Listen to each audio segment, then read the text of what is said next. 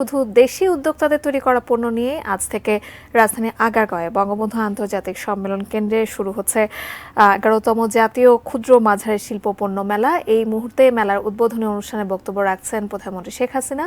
আমরা এখন সরাসরি চলে যাচ্ছি সেই আয়োজনে।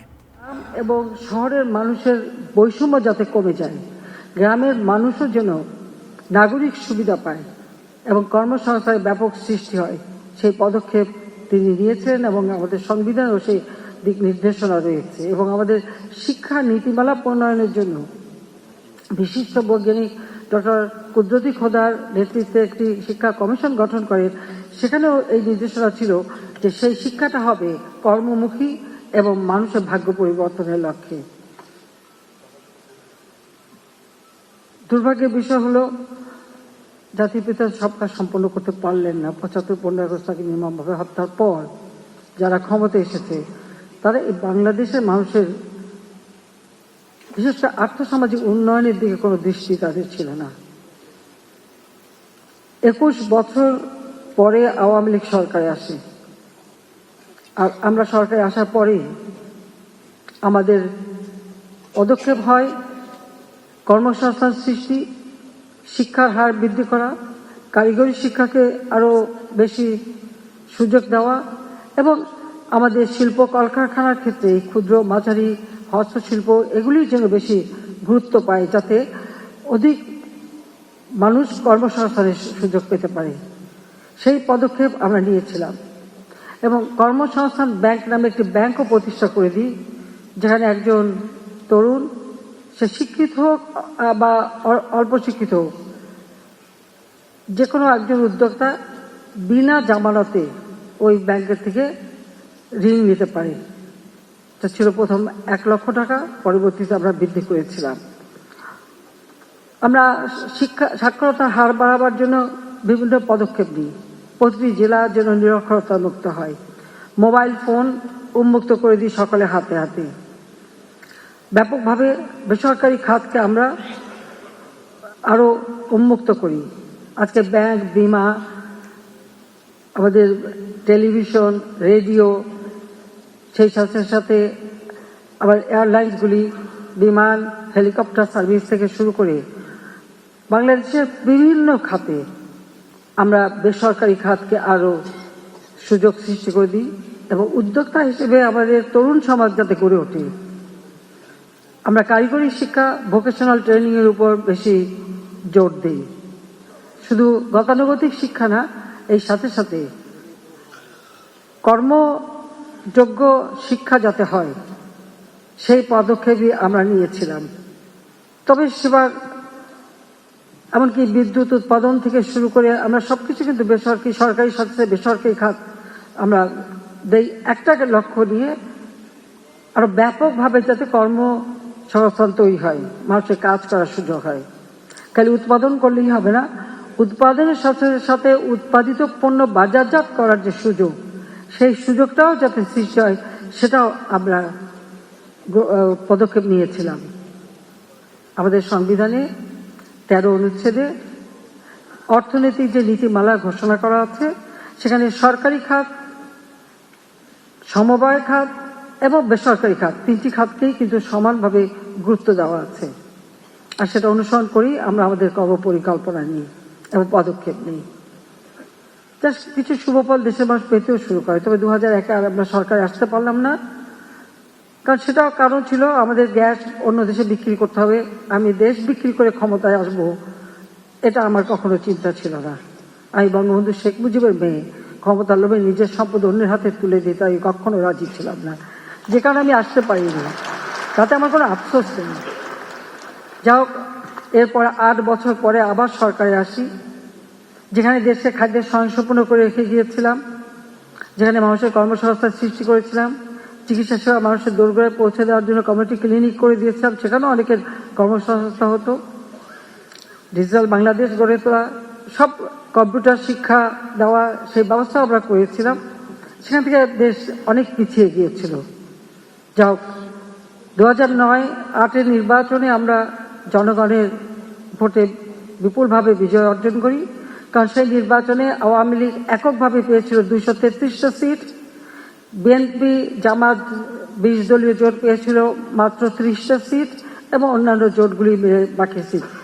এইভাবে আমরা সরকার গঠন করার পর থেকে আবার আমরা উদ্যোগ নিই যে কিভাবে আমাদের দেশকে আরো উন্নত করা যায়, এবং আমাদের পরিকল্পনা আমরা যখন বিরোধী দলে থাকি তখনই আমাদের কর্ম পরিকল্পনা আমরা প্রণয়ন করি, যে আমাদের অর্থনৈতিক নীতিমালা প্রণয়ন করি এবং তা আমরা বাস্তবায়ন শুরু করি, এবং আমরা স্বল্প মেয়াদী, আশু করণীয়, স্বল্প মেয়াদী, মধ্যমেয়াদী, দীর্ঘমেয়াদী পরিকল্পনা হাতে নিয়ে সেই পরিকল্পনা বাস্তবায়ন শুরু করি। এটুকু দাবি করতে পারি, গত সেই 2009 থেকে 2024 অন্তত 23 পর্যন্ত আমি বলবো যে আজকের বাংলাদেশ কিন্তু বদলে গেছে, বদলে যাওয়া বাংলাদেশ। অবকাঠামোগত উন্নয়ন, যোগাযোগ ব্যবস্থা, ডিজিটাল সিস্টেম, কর্মসংস্থান প্রতিটি ক্ষেত্রে কিন্তু ব্যাপক অগ্রগতি সাধিত হয়েছে।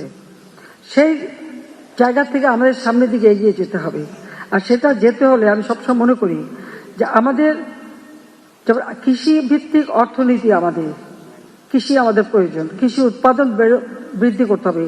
96 সালে সরকার এসেই আমি তার উপর গবেষণার উপরে গুরুত্ব দেই, আলাদা বাজেট রাখি এবং সেইভাবে প্রণোদনা দিই, এবং সেই গবেষণার মাধ্যমে সেই সময় প্রথম দেশকে খাদ্যের স্বয়ংসম্পূর্ণ করি। 40 লক্ষ মেট্রিক টন খাদ্য ঘাটতি পূরণ করে খাদ্যের স্বয়ংসম্পূর্ণতা অর্জন করেছিলাম। 2009 সরকার গঠন করে দেখি আবার 26 লক্ষ মেট্রিক টন খাদ্য ঘাটতি। এখানে নীতির ব্যাপারে কিন্তু একটা প্রশ্ন রয়েছে, কারণ যেই দিন আমি পার্লামেন্টে ঘোষণা দিয়েছিলাম যে আজকে থেকে বাংলাদেশ খাদ্যের স্বয়ংসম্পূর্ণ, তখন বিএনপি বিরোধী দলে খালেদা জিয়া বসেছিলেন, তার সাবেক অর্থমন্ত্রী সাইফুর রহমান সাহেব উঠে দাঁড়িয়ে বললেন, স্বয়ংসম্পূর্ণ হওয়া ভালো না, খাদ্যের স্বয়ংসম্পূর্ণ হলে খাদ্য সাহায্য পাওয়া যাবে না।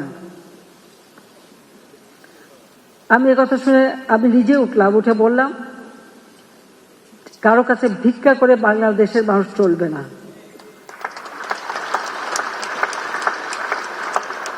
জাতির পিতা বঙ্গবন্ধু শেখ মুজিব বলেছেন, ভিক্ষুক জাতির কোনো ইজ্জত থাকে না, আমরা সম্মান নিয়ে চলতে চাই। আর তিনি যুদ্ধ বিধ্বস্ত দেশ যখন গড়ে তোলেন তখন তো বলেইছিলেন যে আমার মাটি আছে, মানুষ আছে, এই সোনার মাটি আর সোনার মানুষ দিয়েই তো আমার যুদ্ধ বিধ্বস্ত দেশ আমি গড়ে তুলব।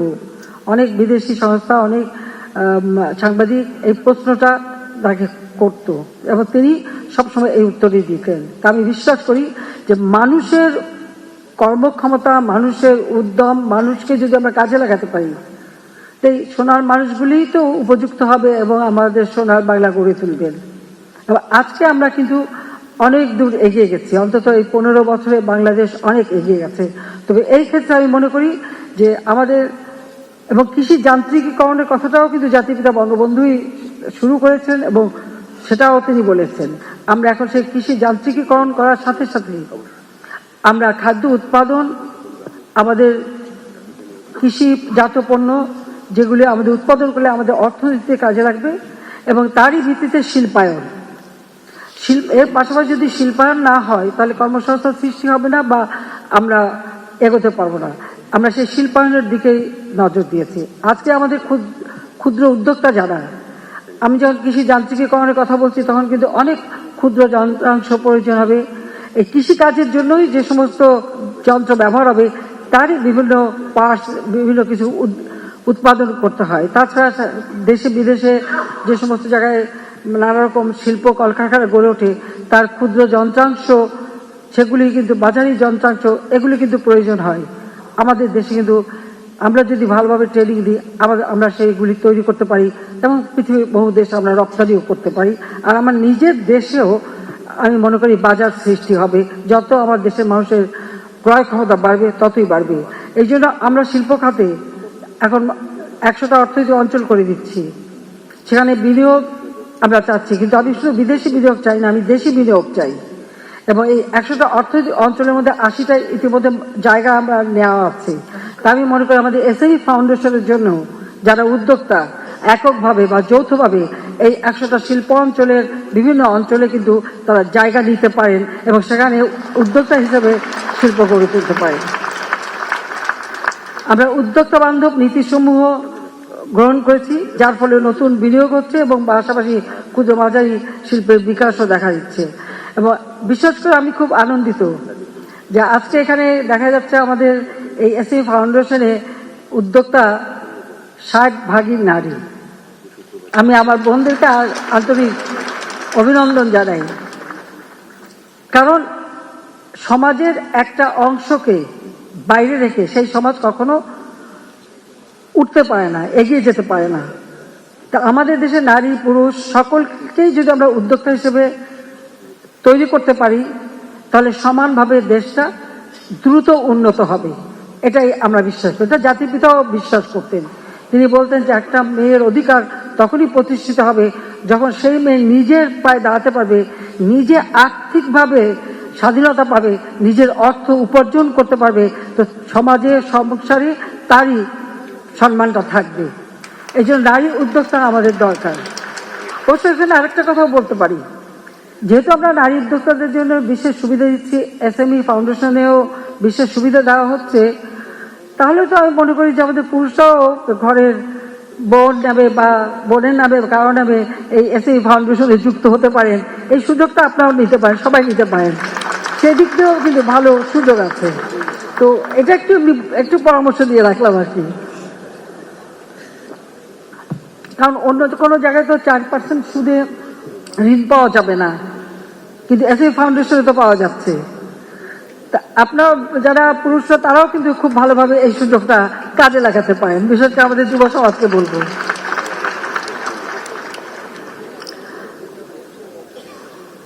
আমরা চাই যে আমাদের শিল্প খাতে আরো উদ্যোক্তার সৃষ্টি হোক, যা আমাদের অর্থনীতিতে ভালো অবদান রাখবে।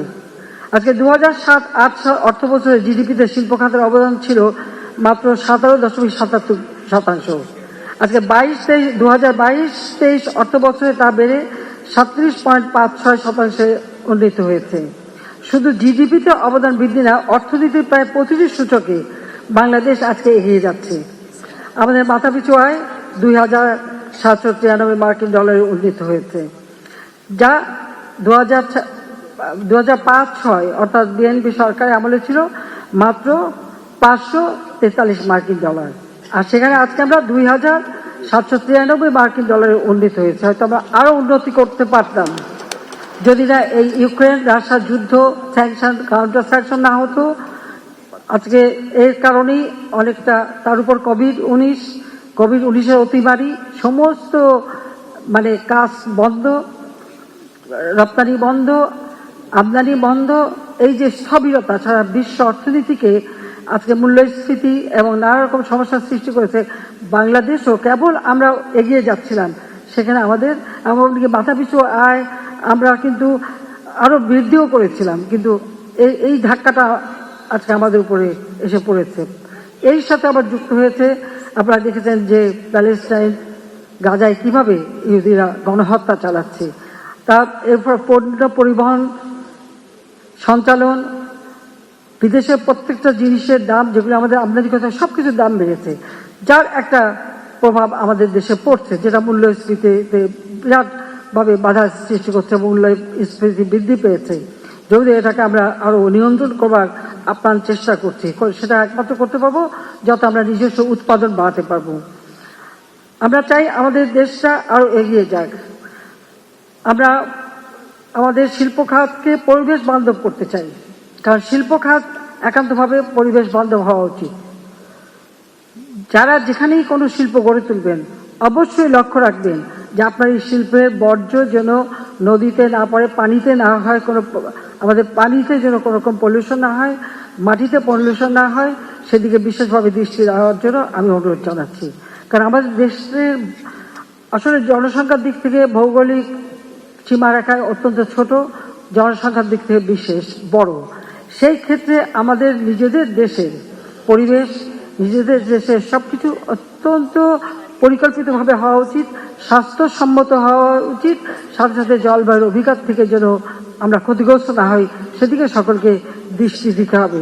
শিল্প আমাদের গড়ে তুলতে হবে, কিন্তু শিল্প বর্জ্য ব্যবস্থাপনা অবশ্যই সকলকে করতে হবে এবং সেটা মেনে নিতে হবে। সামান্য একটু কেমিক্যাল ব্যবহারে ওই পয়সাটা বাঁচাতে যে দেশের সর্বনাশ, সাথে সাথে নিজের সর্বনাশটা কেউ করবেন না, সেটা আমার অনুরোধ থাকলো। কেন আমরা তো চাই শিল্প গড়ে উঠুক, কিন্তু পাশাপাশি এই দিকটাও দৃষ্টি দিতে হবে। আমাদের যারা শ্রমিকরা কাজ করে তাদের দিকেও সকলের আন্তরিক হতে হবে। আপনি যদি বেশি কাজ চান তাহলে তাদেরকে সেই কর্ম পরিবেশ তৈরি করে দিতে হবে। শুধু হুকুম দেওয়া হয় না, যা আপনি হুকুম দিয়ে অর্জন করতে পারবেন, ভালোবাসা দিয়ে তার থেকে অনেক বেশি অর্জন করতে পারবেন। আস্থা বিশ্বাস অর্জন করে আরো বেশি আপনি কাজ করিয়ে দিতে পারবেন। সেদিকে অবশ্যই সবাইকে দৃষ্টি দিতে হবে, আমি সেটা বলবো। কারণ কর্ম পরিবেশ তৈরি করা, শ্রমিকদের যারা শ্রম দেবে তাদের নিরাপত্তা নিশ্চিত করা, তাদের জীবন মান যাতে উন্নত সেদিকে দেখা, সেগুলো দেখতে হবে সকলকেই। তাহলে আপনি আরো বেশি কাজ নিতে পারবেন। আমরা ইতিমধ্যে যোগাযোগ ব্যবস্থায় আজকে ডিজিটাল বাংলাদেশ, সারা বাংলাদেশেই আমাদের একটা ডিজিটাল সিস্টেম রয়ে গেছে। আমরা ওয়াইফাই কানেকশন বাংলাদেশ ব্যাপী দিয়েছি, ব্রডব্যান্ড কানেকশন প্রায় প্রতি ইউনিয়নে আমরা পৌঁছে দিচ্ছি। বঙ্গবন্ধু স্যাটেলাইট 1 আমরা উৎক্ষেপণ করেছি। ভারতের সাথে আমাদের যে ল্যান্ড বাউন্ডারি সমস্যা ছিল, যেটা আইন জাতিপিতা করে দিয়ে গিয়েছিলেন, কিন্তু পরবর্তীতে যারা সরকার এসেছিল, জিয়া সরকার, এরশাদ সরকার, খালেদা জিয়া সরকার, কেউ এটা কোনো উদ্যোগ নেয়নি। আমি আসার পর আমরা সেটাও সমাধান করেছি। আমাদের বিশাল সমুদ্র সীমা, সেই সমুদ্র সীমা আইন 1974 সালে জাতির পিতা বঙ্গবন্ধু শেখ মুজিব করে যান। কিন্তু আমাকে ভাবতে অবাক লাগে যে যারা 75 পর সরকার এসেছিল, জিয়াউর রহমান, এরশাদ, খালেদা জিয়া, তারা কোনোদিনই আমাদের যে সমুদ্র সীমা আমাদের অধিকার আছে এই কথাটাও তাদের মুখে উচ্চারিত হতে শুনি নাই। কিন্তু যেহেতু আমি জানতাম, আমি বিশেষজ্ঞদের সঙ্গে সবসময় পরামর্শ করেছি। আমি সরকারে এসেই প্রথমবার থেকে উদ্যোগ নিয়েছিলাম, মাত্র 5 বছর করতে পারিনি। দ্বিতীয়বার আমরা উদ্যোগ নেই এবং জাতির পিতা বঙ্গবন্ধু 74 সালে এই আইনটা করেন, আর জাতিসংঘ করে 1982 সালে। আমরা যখন সরকার গঠন করি আমি আনক্লজে সই করে আসি, তারপরে মাঝখানে 8টা বছর নষ্ট হয়ে যায়। 2009 এসে আমরা উদ্যোগ নিই এবং এই যে বিশাল সমুদ্র সীমা আমরা পেয়েছি, এখানে আমাদের সমুদ্র সম্পদ, সেগুলো আমাদের কাজে লাগাতে হবে। এখানেও কিন্তু অনেক জিনিস কিছু আছে যা আমরা আহরণ করতে পারি। এখানেও কিন্তু আমাদের এই উদ্যোক্তারা কাজ করতে পারেন বিভিন্ন অঞ্চলে। ইতিমধ্যে যেমন কক্সবাজার ক্রুজ স্কুলে সি উইড তৈরি করা, এটা কিন্তু শুরু হয়ে গেছে। কিছু কিছু ক্ষেত্রে কেউ কেউ করছে, আমরা তাদেরকে উৎসাহিত করছি।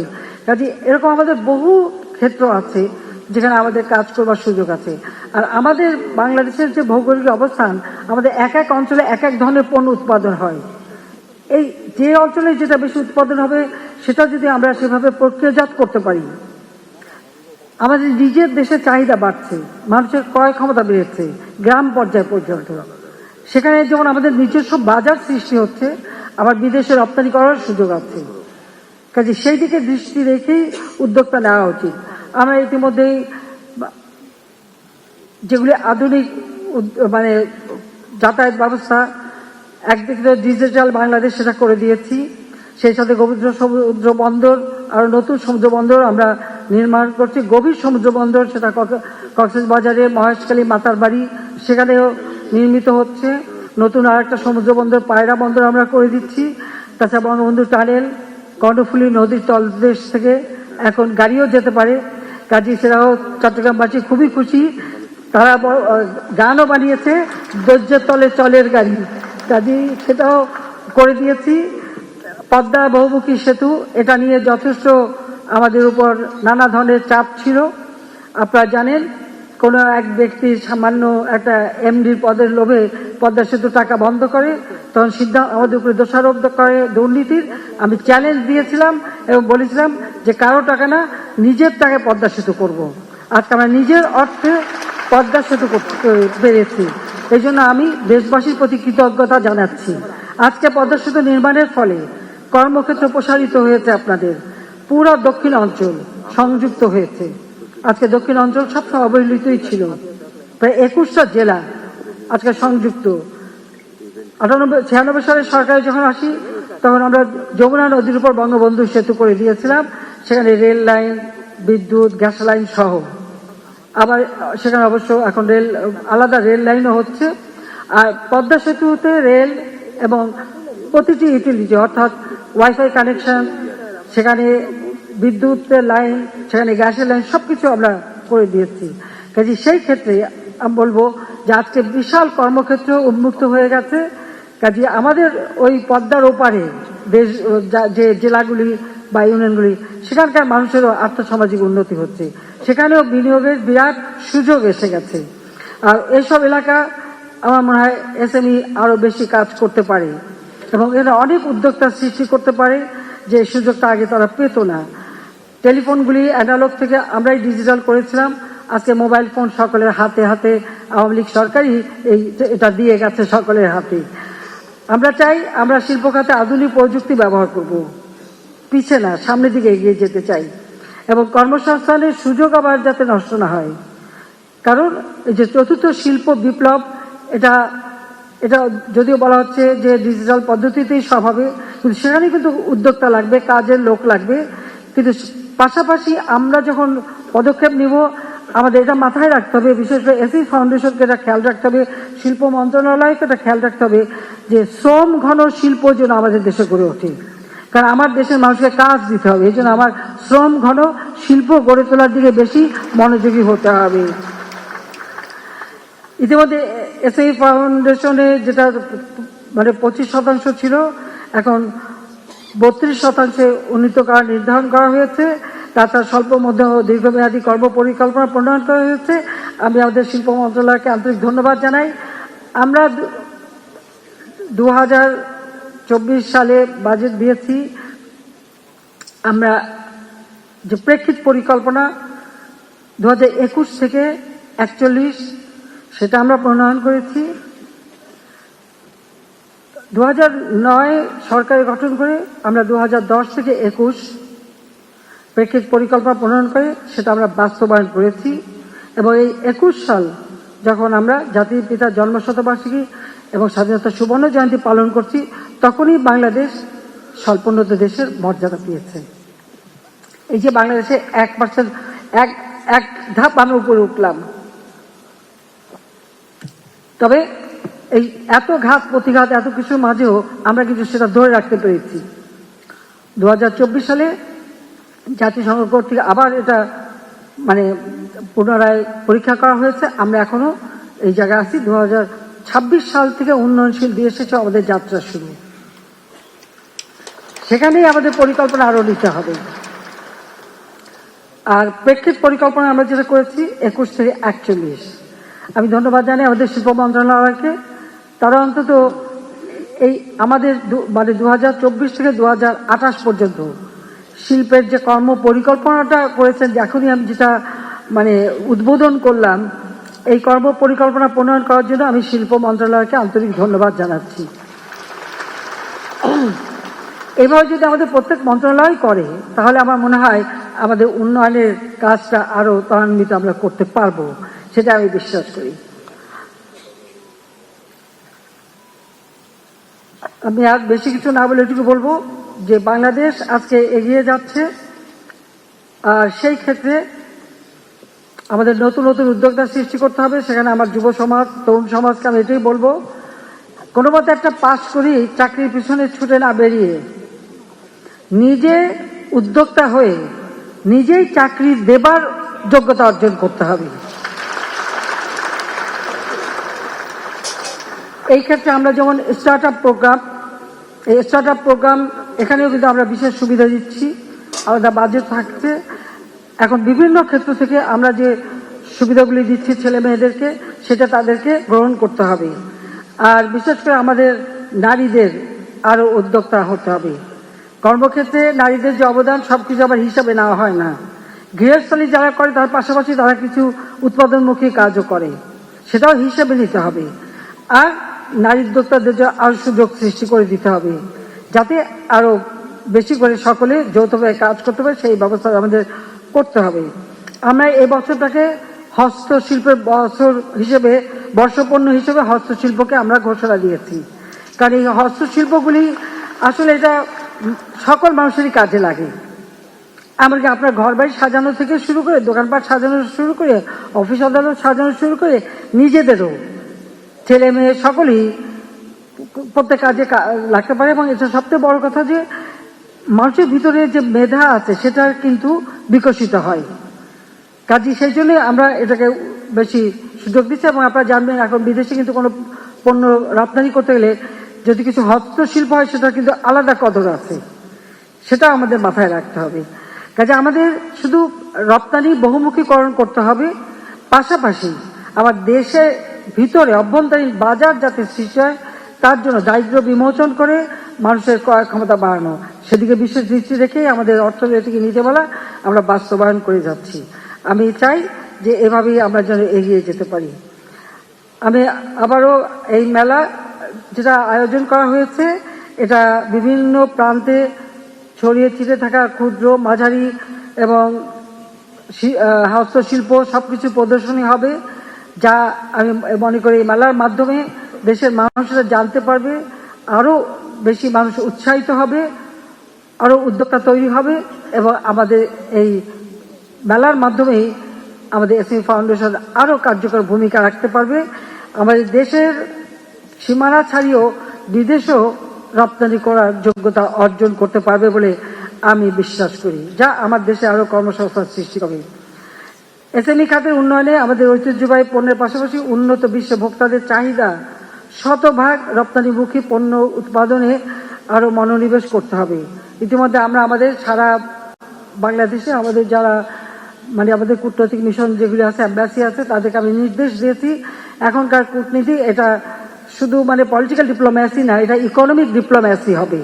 অর্থাৎ তাদেরও পদক্ষেপ নিতে হবে যে যে দেশে আছেন সেই দেশের চাহিদা কি, সেই চাহিদা অনুযায়ী কোন কোন পণ্য আমরা উৎপাদন করতে পারি, আমরা রপ্তানি করতে পারি। পাশাপাশি আমাদের বিনিয়োগ যাতে আসে, বিদেশ থেকে যেন এখানে বিনিয়োগ আসে, আমাদের দক্ষ জনশক্তি আছে, কাজে সেই বিনিয়োগ করেও যেন তারা রপ্তানি করতে পারে। কাজে এই দিকটাই তারা আরো ব্যবসা বাণিজ্যের প্রসার যাতে করতে পারে সেই বিষয়টা ইতিমধ্যে আমরা নির্দেশ দিয়েছি, সেইভাবেই কিন্তু কাজ করছে। যা আমি একটু বলবো যে আমাদের দেশকে এগিয়ে নিয়ে যাওয়ার জন্য আমাদের ক্ষুদ্র উদ্যোক্তা যারা, তাদেরকেই আমি বেশি মনে করি গুরুত্ব দেওয়া উচিত, কারণ তারাই একসময় বড় শিল্পে পরিণত হবে, ছোট থেকে শুরু করে বড় হয়ে যাবে, সেটাই আমি চাই। আমার বিশ্বাস দেশীয় এসএমই শিল্পের উন্নয়নে এই মেলা ক্রমান্বয়ে আন্তর্জাতিক মাত্রা পাবে এবং এর ফলে দেশীয় পণ্যের প্রসারও ঘটবে, নতুন নতুন শিল্প স্থাপন, কর্মসংস্থান সৃষ্টি এবং সামগ্রিক অর্থনৈতিক উন্নয়নে বিশেষ অবদান রাখবে বলে আমি বিশ্বাস করি। দেশের বিভিন্ন এলাকা থেকে যারা এখানে উদ্যোক্তারা সক্রিয়ভাবে অংশগ্রহণ করেছেন এবং এই মেলাকে আরো সাফল্য করবার জন্য এখানে উপস্থিত হয়েছেন, সবাইকে আমার আন্তরিক অভিনন্দন জানাই, ধন্যবাদ জানাই। আর এই মেলা আয়োজনের সাথে এসএমই ফাউন্ডেশন সহ সংশ্লিষ্ট সকলকে আমি জানাই যে যাতে আপনাদের আন্তরিক ধন্যবাদ জানাচ্ছি যে মেলাটা আয়োজন করার জন্য আর আমাকে দাওয়াত দেওয়ার জন্য, সেজন্য আমি ধন্যবাদ জানাচ্ছি। আমি 11তম জাতীয় এসএমই পণ্য মেলা 2024-এর শুভ উদ্বোধন ঘোষণা করছি।